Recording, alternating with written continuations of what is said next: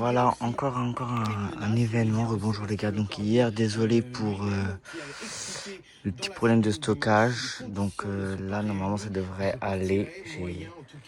Mais voilà. Donc, je vous laisse encore en vidéo. Avec Victor Le Renard devant Matignon Voilà. pour BFM TV. Bonjour Jérémy Trottin. Bonjour François, éditorialiste politique BFM TV. À vos côtés Virginie Martin. Bonjour et bienvenue. Vous êtes politologue, professeur à Kedge Business School. Maurice Safran est aussi avec nous. Bonjour. Maurice, éditorialiste à Challenge. Victor Hérault, journaliste politique à Valeurs Actuelles. Jean-Lin Lacapelle, bonjour. Membre du Bureau national du Rassemblement national, ancien député européen.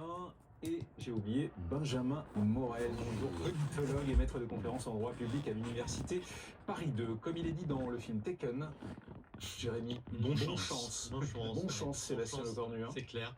On a l'impression qu'il a de moins en moins d'alliés, Sébastien Lecornu. La déclaration ce matin, en effet, de Marc Fesneau, qui s'ajoute, oui. Qui s'ajoute et qui n'est pas très clair non plus, qui attend de savoir quelles sont les intentions du gouvernement pour éventuellement le soutenir ou y participer. Donc c'est quand même pas très clair. En fait, on va tout droit vers la constitution probable d'un gouvernement qui va se resserrer autour de Renaissance, donc un certain nombre peut-être de députés et de technocrates, de gens qui voudront sauter dans ce bateau qui pourrait exploser d'ici à la fin de la semaine prochaine.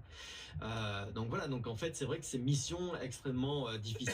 Bonne chance en effet à Sébastien Lecornu, qui espère malgré tout aller débaucher des députés, des parlementaires, peut-être des élus locaux chez les LR. Il a expliqué hier que ce gouvernement devait être libre. Alors qu'est-ce que ça veut dire, on ne sait pas trop, mais qu'il devait aussi se détacher des logiques partisanes. Donc même si les LR, même si le MoDem, même si en fait les partis doutent, peut-être que certains élus pourraient être tentés par l'aventure. En tout cas, donc sur la composition, on n'en sait pas beaucoup plus. On peut imaginer en revanche que certaines personnalités restent. Peut-être le duo qui a fait le budget, ou du moins notamment Amélie de Montchalin, ou le récent ministre des Finances, de l'économie et des Finances, Ronan Lescure, dans un souci peut-être de continuité, de la continuité aussi peut-être pour l'outre-mer. Peut-être que Manuel Valls pourrait y rester, parce qu'on sait que la Nouvelle-Calédonie, par exemple, le dossier de la Nouvelle-Calédonie est l'une des priorités de Sébastien Lecornu. Donc peut-être qu'il y a quand même des gens qui vont rester. Et puis après, c'est la grande inconnue sur la composition, mais aussi sur le calendrier. Le changement dans la continuité, c'est peut-être ce qui va arriver. Écoutons Sébastien Lecornu, c'était hier. Il faut aussi que ce soit désormais un gouvernement qui ne soit pas complètement prisonnier de certains appétits partisans. Vous savez, quand j'ai démissionné lundi, j'ai dit que les conditions étaient plus remplies. On ne peut pas être Premier ministre quand les conditions ne sont pas remplies. Ça n'a pas changé.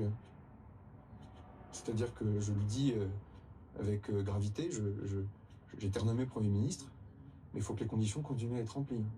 Je le dis très directement, j'ai pas de